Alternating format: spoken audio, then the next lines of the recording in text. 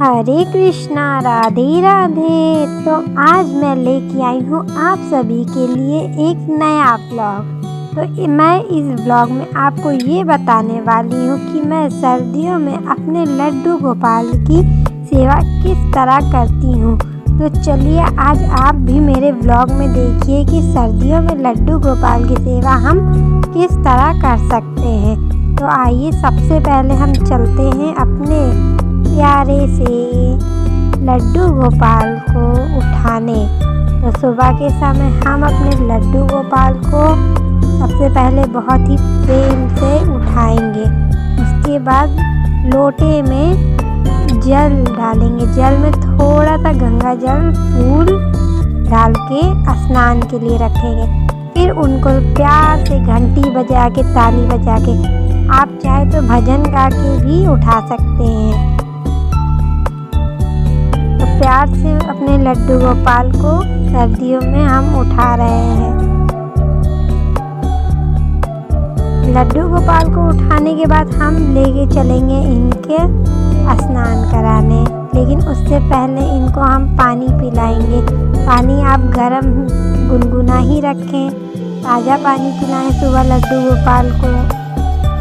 तो यहाँ पे हम अपने लड्डू गोपाल को ताज़ा पानी पिला चुके हैं। फिर लड्डू गोपाल के लिए हम लेके आते हैं दूध। तो जैसे कि सर्दियों का समय चल रहा है तो हम अपने लड्डू गोपाल को गुनगुना ही दूध पिलाएंगे।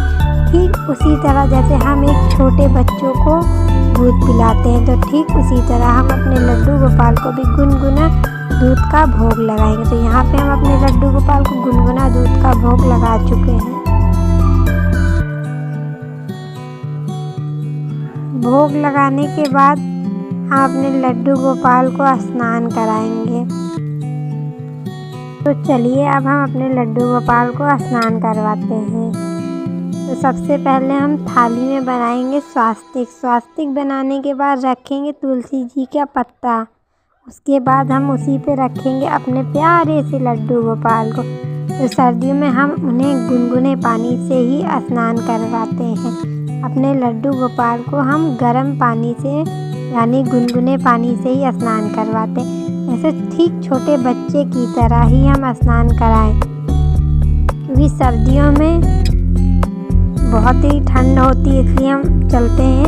अब अपने लड्डू गोपाल को अच्छी तरह से पोंछ लें। उसके बाद उन्हें इत्र की मालिश करें। इत्र की मालिश करने के बाद चलते हैं हम इन्हें वस्त्र पहनाने।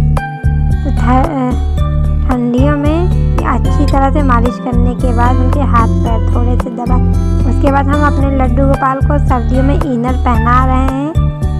तो हम सबसे पहले इनर पहनाएंगे, उसके बाद गर्म कपड़े पहनाएंगे।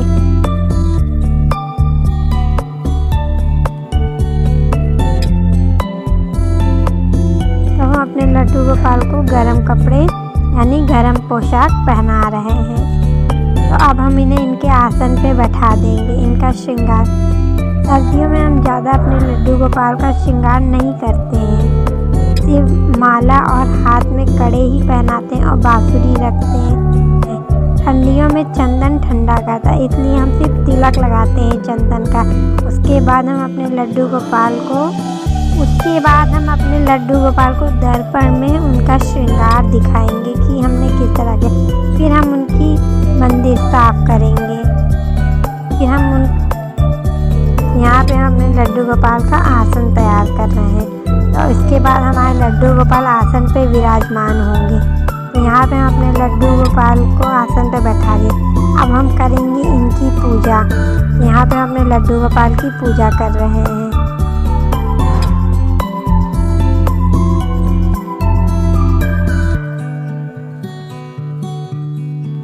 पूजा आराधना करने के बाद हम अपने लड्डू गोपाल को खिलाएंगे भोग।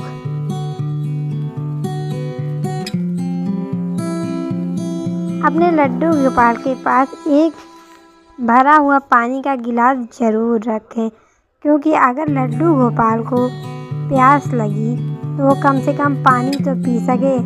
और लड्डू गोपाल को जैसे कि तुलसी की पत्ती बहुत ही प्रिय है, तो तुलसी की पत्ती रखना तो हम बिल्कुल भी ना भूलें। इसी तरह सर्दियों में आप सभी भी अपने लड्डू गोपाल की सेवा कर सकते हैं और इसी तरह अपने लड्डू गोपाल की सेवा करिए। अगर मेरा व्लॉग अच्छा लगा हो तो लाइक करें, कमेंट करें, सब्सक्राइब करें। राधे राधे।